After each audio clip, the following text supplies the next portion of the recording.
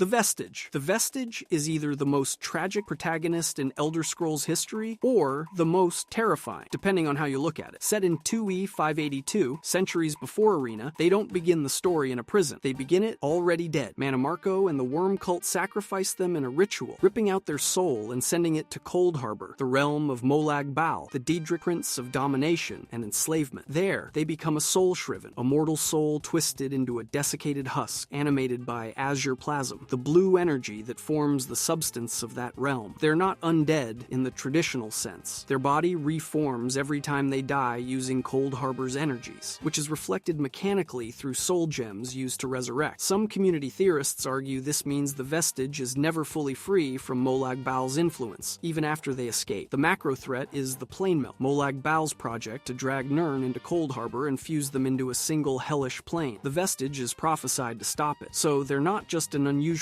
resilient adventurer. They're a figure foreseen as the keystone for averting a structural rewriting of reality. In the climax, they defeat Molag Bal's physical manifestation inside Coldharbour and reclaim their stolen soul. But whether that ontological debt is ever fully paid is a debate that's never settled by any in-game text. Some argue Molag Bal could still reclaim them after death. Others say defeating his physical form severs the bond entirely. The game doesn't tell you, because of course it doesn't. But if you think being soul-stripped and enslaved by a Daedric prince is disturbing, wait until you meet the mercenary whose sister stole the soul of a dead prince and accidentally fused it with a dragon. The Cyrus Darn Cyrus is one of the most overlooked protagonists in the entire Elder Scrolls franchise, and that's a problem, because he genuinely deserves better than the obscurity he's been handed. Here's the thing, the Elder Scrolls Adventures. Redguard came out in 1998, and while the mainline games were building toward the cultural dominance they'd eventually have, Redguard was doing something almost nobody in the franchise has done since. It was telling a personal story, not a chosen one prophecy, not a world-ending catastrophe that only you can stop. Just a man looking for his missing sister on an island under Imperial occupation, and everything that spirals out from that. Cyrus lands on Stros M'Kai in 2E864, and the political situation he walks into is genuinely tense. The Empire has moved in. The Redguards who once controlled the island have been pushed to the margins of their own home, and the collaboration and resistance running underneath the surface give the whole story a weight that most Elder Scrolls games gesture at without ever fully committing to. But what actually makes Cyrus stand out is how he carries himself through all of it. He's not humble about his abilities, and he doesn't need to be. He's a skilled swordsman, a fast talker, and someone who solves problems sideways when he can't solve them head-on. He negotiates with a ghost. He outmaneuvers an entire Imperial administrative structure. He does it all while looking for his sister, which is a remarkably human motivation sitting underneath all the political intrigue. The combat system in Redguard was also genuinely ahead of its time for the franchise, featuring real-time swordplay with momentum and positioning that Morrowind, released 4 years later, wasn't really doing in the same way. Cyrus has never gotten a sequel, never gotten a proper revisit, and exists mostly as a footnote in series lore discussions. Given what Redguard was trying to do narratively, that's a genuine loss for the franchise. The Eternal Champion. The Eternal Champion is either the most important hero in Elder Scrolls history, or someone nobody can even agree existed, and I can prove it. Before you roll your eyes, hear me out. In 3E389, the Imperial battle mage Jagar Tharn betrayed Emperor Uriel Septim VII, trapped him in a pocket dimension of oblivion, and took his place using illusion magic. To make sure nobody could rescue the Emperor, Tharn split the Staff of Chaos into 8 pieces and scattered them across Tamriel. The Eternal Champion, meanwhile, was rotting in the Imperial prison because Tharn had just purged everyone who might threaten his rule. Here's the thing, the Staff of Chaos is one of the most absurdly powerful artifacts ever created, also known as Balak Therm. It was forged in the First Era by a mage named Laura, crafted from the essence of the land itself and topped with a crystallized conduit of pure magical energy. It can open portals to other planes. It can manipulate reality. It's basically indestructible. Tharn didn't just steal the throne. He took hold of a weapon that could reshape existence, and then hid it so well that recovering it took 10 years. But here's where it gets weird. We don't actually know who the Eternal Champion is. Some sources call them Talon, or General Talon Warhalf, but that might be a retcon or a conflation with another figure entirely. The game itself treats them as a blank slate. What we do know is that Rhea Silmanic, a mage Tharn murdered, appeared as a ghost and helped the champion escape prison. Over the next decade, the champion traveled to every corner of Tamriel, fought through dungeons, recovered all 8 pieces of the staff, reassembled it, and killed Jagar Tharn in the Imperial Palace. Uriel Septim was freed. The Empire was saved. The champion was declared a hero who would rule by the Emperor's side. And then they disappeared completely. No later mentions, no confirmed sightings, no clear fate. They're a decade-long quest compressed into a myth, and nobody writing the history books seems to agree on the details. But if you think a nameless hero saving the Empire is confusing, wait until you meet the agent who accidentally caused a reality-warping catastrophe that stabilized an entire region by breaking time itself. The agent, the Eternal Champion, freed Uriel Septim VII from Jagar Tharn's decade-long impersonation, and as a reward, Uriel granted clemency to hundreds of prisoners. One of them became the single most reality-warping operative in Tamrielic history. The agent of Daggerfall, an ex-prisoner sent to deliver a letter and talk to a ghost, ended up triggering a dragon break so powerful it collapsed dozens of timelines into one and reshaped the entire Iliac Bay overnight. In 3E405, Uriel needed someone to investigate two problems. King Lysandus of Daggerfall had died in battle, and his ghost was haunting the city every night, screaming for vengeance. An important Imperial letter had also gone missing, creating a diplomatic disaster. What started as a ghost story and a courier mission turned into the most politically complicated crisis of the Third Era. Underneath all of it was something far worse. Multiple factions were trying to reactivate Numidium, a colossal Dwemer-built brass god that Tiber Septim had used to conquer Tamriel. The kingdoms of Daggerfall, Sentinel, and Wayrest all wanted it. The orcs of Orsinium wanted it. The Blades wanted it destroyed. Control came down to the Totem of Tiber Septim, a device that let whoever held it command the giant. The agent found it and had to decide who got it. Here's where it gets weird. In later lore, all of the possible endings happen simultaneously. On the 10th of Frostfall, 3E417, an event called the Warp in the West occurred. Every possible outcome of the agent's decision collapsed into a single timeline at once. Numidium was activated by multiple factions simultaneously. The Iliac Bay was reshaped overnight, and dozens of squabbling kingdoms were replaced by 4 stable major powers. This is a dragon break. In linear time fractures, contradictory realities exist at once, and then the timeline gets forcibly stitched back together. The agent didn't just pick a winner. Their decision triggered a reality collapse that made every choice happen, and then made the universe reconcile them. A former prisoner sent to handle 2 minor problems ended up holding the one artifact capable of rewriting an entire region's history. The agent's fate is unknown after this. Like the Eternal Champion, they vanish once the work is done. But the warp in the West stabilized the Iliac Bay and created the political map that defines High Rock and Hammerfell for centuries. The agent didn't save the world from an apocalypse. They caused a controlled one that, paradoxically, made everything better. But if collapsing timelines sounds extreme, wait until you hear about the prisoner who was literally prophesied to be reborn, arrived in chains to a foreign land, and destroyed the heart of a missing god with a Dwemer hammer, the Nerevarine. The Nerevarine is either the literal reincarnation of an ancient war hero, or just an extremely lucky prisoner who happened to tick every box on a 3,000-year-old checklist. And I can prove it goes both ways. In 3E427, Uriel Septim VII ships a shackled nobody of uncertain parentage to the island of Vardenfell in Morrowind. This prisoner arrives on a boat, gets handed release papers, and is told to report to a Blades contact in the nearest town. Bureaucratic, boring, forgettable. Except this prisoner is prophesied in exhaustive detail by the Ashlander tribes as the Nerevarine, the reborn soul of Indoril Nerevar, a legendary Chimer king who died under suspicious circumstances at the Battle of Red Mountain roughly 3,500 years earlier. The prophecy states that this figure will return, defeat the false gods of the Tribunal, destroy Dagoth-Ur, and liberate Morrowind from the Blight. Born on a certain day, uncertain parents, arrives as a prisoner, recognized by Ashlander wise women. The Nerevarine hits every single one. Here's where it gets complicated. The prophecy could be real, or it could be a self-fulfilling cultural script that simply needed someone willing to play the part. The game never definitively settles this. What it does settle is that the Nerevarine acquires Kagranak's tools, 3 artifacts originally designed by a Dwemer tonal architect to manipulate the heart of Lorkhan and achieve godhood for his entire race. Sunder, a hammer of divine mass. Keening, a dagger that cuts reality at the tonal level. And Wraithguard, a gauntlet that stops the other 2 from vaporizing your arm when you touch them. The Nerevarine uses these tools to sever the connection between the heart and both Dagoth-Ur and the Tribunal, ending the Blight, destroying a Kulakan. A second Numidium Dagoth-Ur was quietly building and stripping the Tribunal of their divinity. The heart of Lorkhan is the literal divine organ of the god whose corpse became the planet. Touching it wrong kills you instantly. The Nerevarine walks into Red Mountain, strikes it with a hammer and a blade, and dismantles the entire theological order that ruled Morrowind for millennia. 3 living gods reduced to powerful mortals. The Blight stops. The fortress collapses. The prophecy is fulfilled, whether it was destiny or just an extremely well-executed con. But here's the thing nobody wants to talk about. The game lets you reject the prophecy entirely. You can fail the trials, ignore the Ashlanders, powers and still kill Dagoth-Ur by brute force if you're stubborn enough, which raises an uncomfortable question. Is the Nerevarine special because they were prophesied, or were they prophesied because the cosmos needed someone and this prisoner happened to fit the job description? Morrowind doesn't answer that. It just hands you Kagranak's tools and says, go fix this. After the main quest, canonical sources place the Nerevarine sailing east to Akavir, never to be heard from again. No explanation, no return, no closure. Just gone. At least they left Morrowind standing. Unlike the walking apocalypse about to kick down the door in Cyrodiil, the hero of Kvatch. The hero of Kvatch is the only champion in Elder Scrolls who gets to be two things at once. The guy who saved the world and the guy who became a Daedric prince. Which is,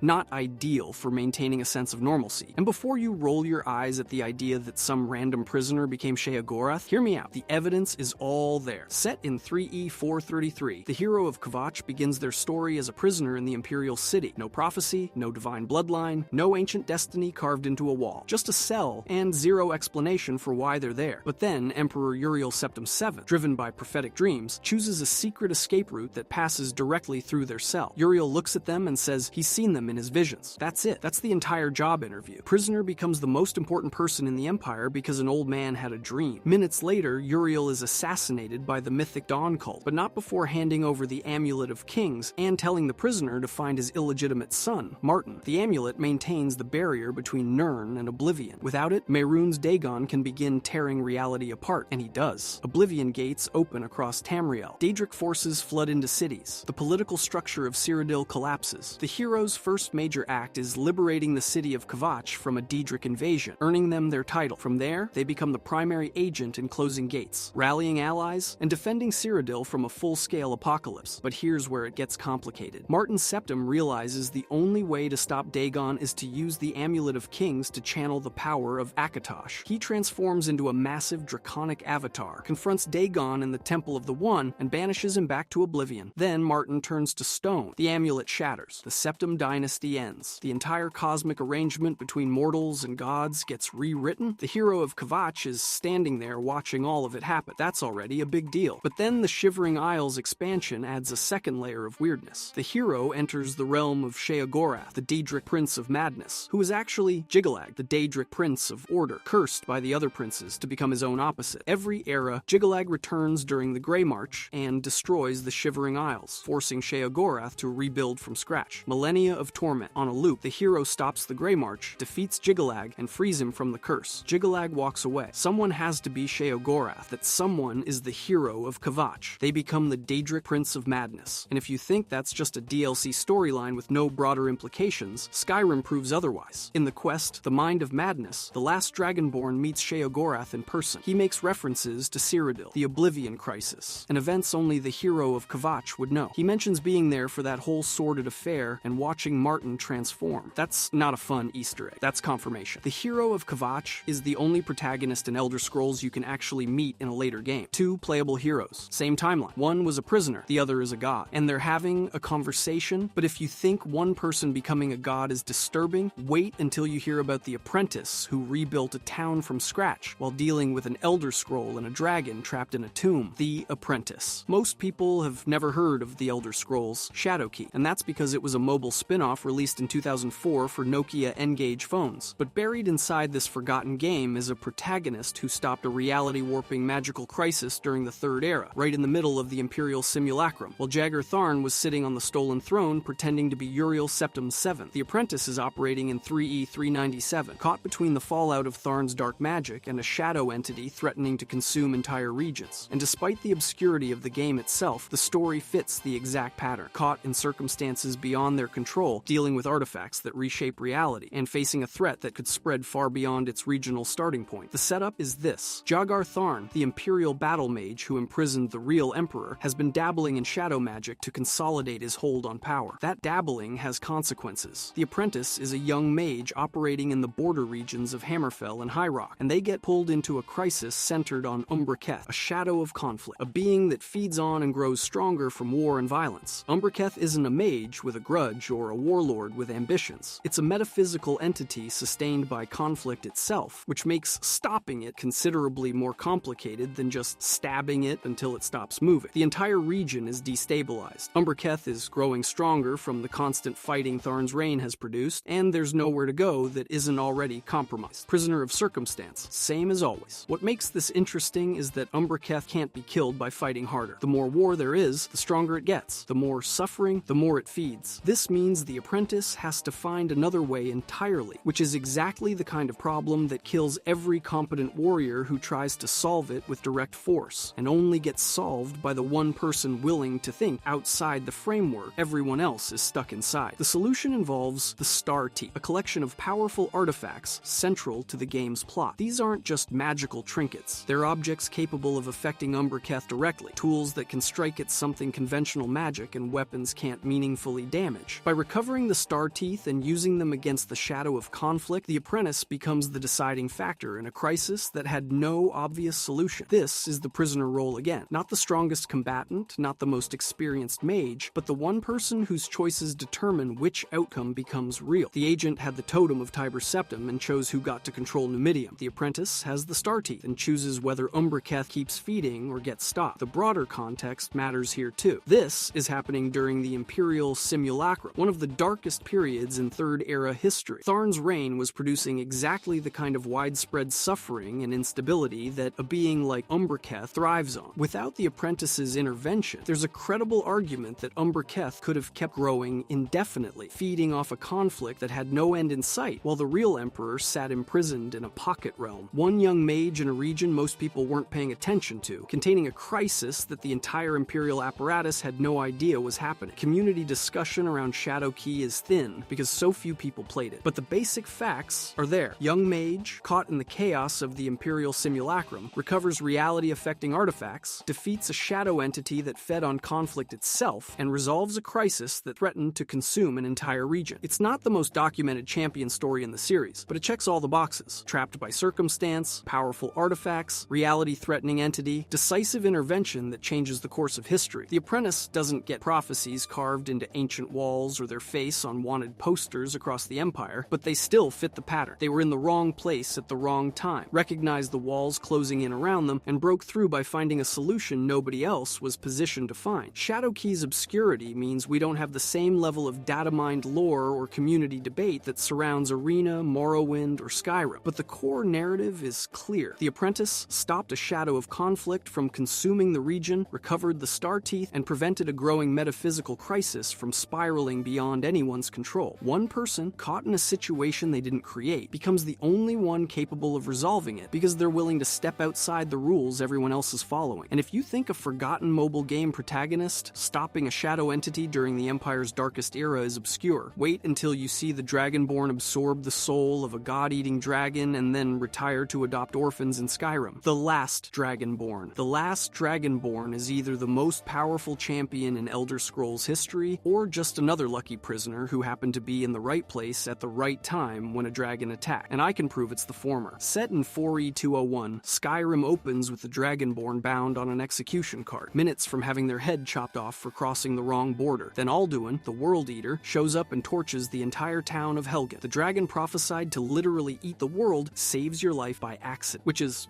not ideal as far as apocalypse prevention goes. But here's where it gets weird. The moment the Dragonborn kills their first dragon near Whiterun, they absorb its soul. Not metaphorically, they literally pull the dragon's essence into their body and instantly learn words of power that take normal mortals decades of meditation to understand. The Greybeards feel this happen from the top of the throat of the world and immediately recognize what it means. A Dragonborn has returned to Skyrim for the first time since Tiber Septim conquered Tamriel. The prophecy of the Dragonborn, physically carved into Alduin's wall at Skyhaven Temple centuries earlier, states that when the World Eater returns, a mortal with the soul of a dragon will arise to oppose him. The Dragonborn isn't just predicted. They're architecturally encoded into history before they were even born. To learn Dragonrend, the only shout capable of forcing dragons to experience mortality, the Dragonborn reads an Elder Scroll at the peak of the throat of the world. Elder Scrolls contain compressed possibility so dense that looking at them can blind you or drive you insane. By reading it, the Dragonborn experiences a temporal vision that transports them back thousands of years to witness ancient Nord heroes creating Dragonrend for the first time. They literally reach across time, steal forbidden knowledge from a different era, and bring it back to the present. If that's not breaking the rules of causality, nothing is. Armed with Dragonrend and surrounded by ancient heroes in Sovngarde, the Dragonborn destroys Alduin. Not kills him, destroys him. The prophesied end of the world gets postponed indefinitely. But Alduin isn't even the only apocalyptic crisis. In Dawnguard, they stop a vampire lord from extinguishing the sun entirely. In the Dragonborn DLC, they travel to Solstheim and defeat Miraak, the first Dragonborn, who spent an eternity serving Hermaeus Mora and tried to enslave all of Skyrim using dragon souls and forbidden knowledge. Across every expansion, the last Dragonborn is placed at the intersection of mortal fate and cosmic-scale threats involving dragons, Daedric princes, and Elder Scrolls. The Shezarene theory, the idea that all Elder Scrolls protagonists are mortal incarnations of Lorkhan, is especially compelling here. Lorkhan created Nirn by convincing the other gods to sacrifice part of their power, binding them to linear time and making existence itself possible. The Dragonborn's entire role is to stop Alduin from ending that linear time and consuming the current world cycle. By defeating the World Eater, they preserve the mortal world Lorkhan built. It's not confirmed, but the thematic resonance is impossible to ignore. And then, after saving the world multiple times, absorbing dozens of dragon souls and rewriting prophecy, the Dragonborn's fate is left completely ambiguous. They could ascend to divinity like Talos. They could sail to Akavir like the Nerevarine, or they could just keep adventuring in Skyrim, stealing cheese wheels for the rest of their life. The game doesn't say. History records that they stopped Alduin, and then they vanish into myth, like every other Elder Scrolls protagonist. What we know for certain is this: the last Dragonborn was prophesied centuries in advance, began as a prisoner condemned to execution, discovered they had the soul of a dragon, stole knowledge from the past using an Elder Scroll, defeated the dragon that eats worlds, and became the most iconic protagonist in modern Elder Scrolls history. Every Elder Scrolls champion follows the same pattern. They begin as prisoners, they're recognized by prophecy, they confront world-ending threats, and they reshape reality through choices nobody else could make. The Dragonborn is the culmination of that pattern, and that's why, 200 years after the Oblivion Crisis, when the world needed a savior, it got a prisoner on an execution cart who just happened to have the soul of a god. If you enjoyed this video and want to see more, click the video on the screen now.